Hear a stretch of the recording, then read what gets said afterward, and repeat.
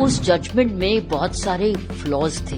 एक public outcry unnecessarily injustice नहीं मांगता, पब्लिक आउटक्राई जस्टिस मांगता है। दाद देते हैं कि उसने बड़ी बहादुरी दिखाई, अभी भी बहादुर है। माननीय ऑनरेबल सुप्रीम कोर्ट, इसी उस जजमेंट में बहुत सारे फ्लॉज थे और सबसे ज्यादा फ्लॉ ये था कि एक इलेक्टेड एमएलए को आप पब्लिक सर्वेंट नहीं मान रहे, जबकि जजमेंट्स अवेलेबल हैं कि वो पब्लिक सर्वेंट हैं।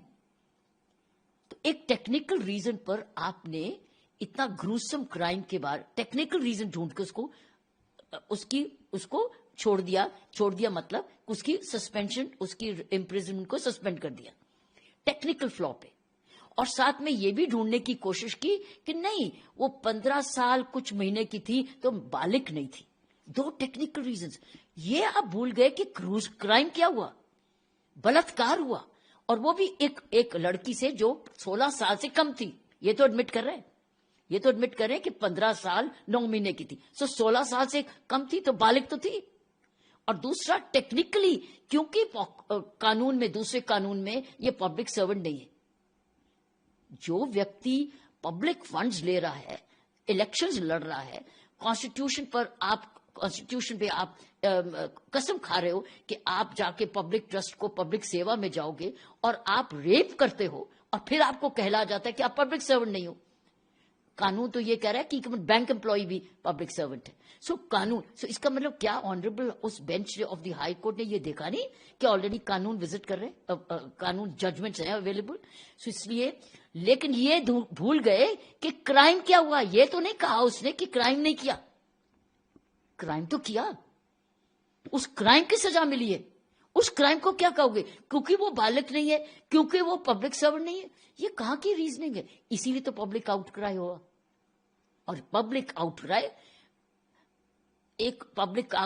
अननेसेसरली इनजस्टिस नहीं मांगता, पब्लिक आउटक्राई जस्टिस मांगता है।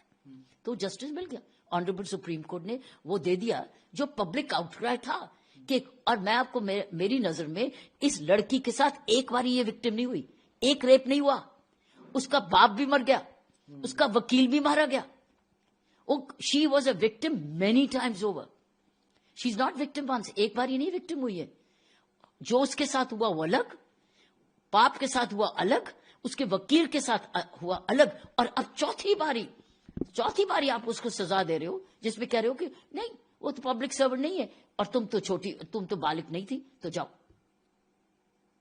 इतने ज्यादा। और फिर वो लड़की अमीर नहीं है, वो एक गरीब परिवार की है।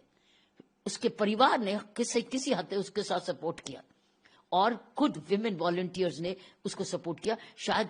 लेकिन दाद देते हैं कि उसने बड़ी बहादुरी दिखाई, अभी भी बहादुर है, अभी भी छोड़ने को नहीं तैयार है। इसीलिए जब उसने आवाज उठाई और उसके साथ जो विमेन वॉलंटियर्स थी जो जुड़ी हुई हैं, उन्होंने आवाज उठाई सारे देश को। और फिर मीडिया का रोल तो था ही, मीडिया ने उसका सारी बात बताई और साथ में जो आर्टिकल्स आते रहे, पेपर्स में आते रहे, उसकी वजह से दरवाजे खड़काने पड़े और सुप्रीम कोर्ट ने आपको न्याय दे दिया, न्याय वापस दे दिया। लाइफ इम्प्रिजनमेंट तो लाइफ इम्प्रिजनमेंट 20 साल होती है, इसमें तो 20 साल जाएगा। उसमें एक फादर की डेथ के मर्डर के लिए तो 20 साल है, लेकिन इसको 6 साल क्यों आपने? इसीलिए मैं समझती हूँ सुप्रीम कोर्ट ने वो दिया जो जस्टिस डिमांड कर रहा था, बनता भी था। और टेक्निकल फ्लॉज बहुत ज्यादा थे जो मैंने भी पढ़ा जजमेंट्स के बार, क्योंकि बहुत अच्छे वकील आपके मीडिया पे आए हैं, उन्होंने एक्सप्लेन किया जजमेंट्स को, पुरानी कोर्ट की जजमेंट्स को। तो क्या उन जजमेंट्स को भी अनदेखा कर दिया उस हाई कोर्ट के बेंच ने? तमाम भद्दे देश दुनिया की ताजा खबरें और वीडियोस के लिए अभी डाउनलोड करें पत्रिका ऐप।